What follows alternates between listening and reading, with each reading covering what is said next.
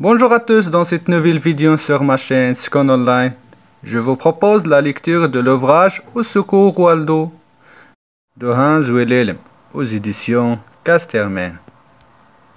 Waldo, c'est moi, et aujourd'hui j'aimerais vous raconter l'histoire de trois lapins espiègles et bien peu recommandables.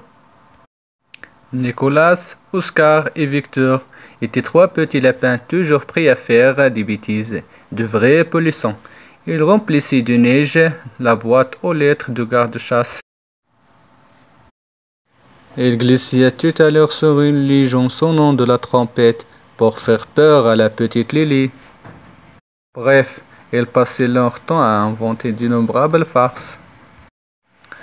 Un jour, Waldo les surprit en train de se moquer de Père François. « Vous avez vu sa bosse? Qu'est-ce qu'il est moche! S'éclafit-il » Waldo, lui, ne trouvait pas ça drôle. Il essaya de leur expliquer qu'on ne doit pas se moquer de l'aspect des gens. Mais les trois galopins lui rirent au nez. Ils continuèrent à se moquer de Père François et à faire les faux en descendant vers le lac gelé. Comme le sont toujours les garnements, les trois lapins étaient turbulents.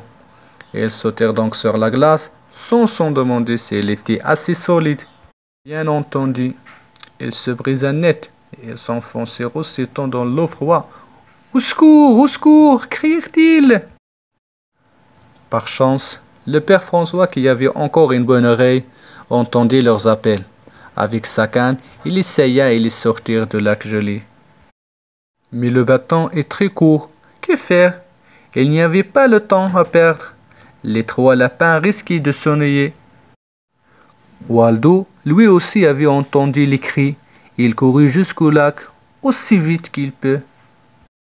Arrivé sur la berge, il fit un lasso de sa longue écharpe et la lança au-dessus de la glace.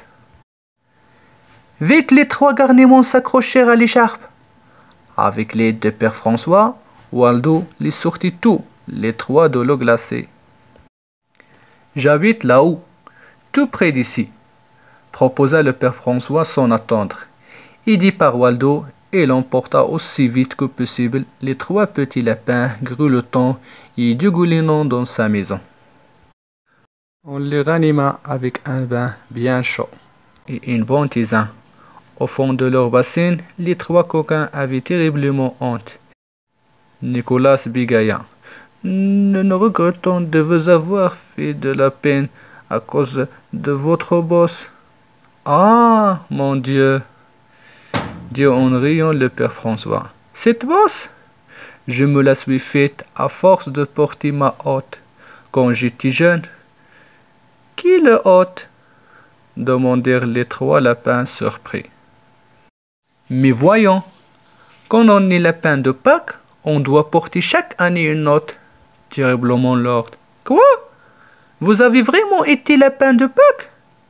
Il n'y a pas de plus beau rêve pour un lapin que devenir un jour lapin de Pâques. » Et le Père François fut bien obligé de raconter son histoire.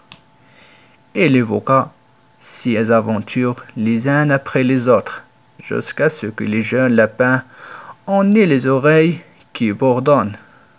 « Vous pourriez nous aider à devenir lapin de Pâques, nous aussi ?» demanda Victor. « Mais bien sûr !» dit le Père François.